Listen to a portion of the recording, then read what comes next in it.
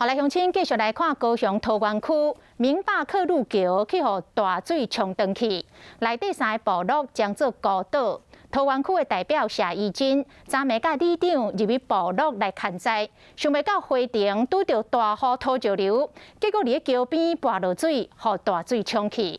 所有单位出动陆海空，到即摆也是找无人。立委吴丽华听到消息，忍不住抬口，讲谢义珍服务真热心，祈祷伊会当赶紧回来。已经撤离下山了。伫会刊报告，伫工程帽仔留红头章的唯一女性，就是桃园区的代表谢义珍。想袂到伊伫昨暗时发生跋落水的意外。雨直直落，搜救人员摕手电仔伫河床边直直吹。伊去部落看灾，煞伫过程拄着大雨，不幸伫桥边被冲走的谢义珍。不过因为天色尚暗，天气无好，搜救任务敢若会使暂停，一直到透早重新开始。现场进行严格管制，因为袂少村民听到消息，拢想要斗救人。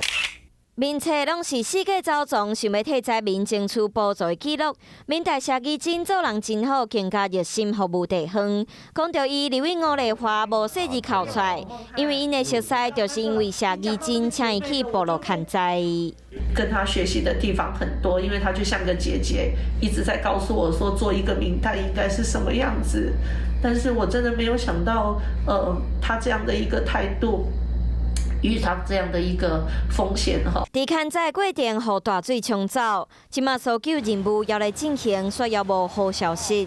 当地居民拢真着急，敢若希望因热心服务的民代会使赶紧回来。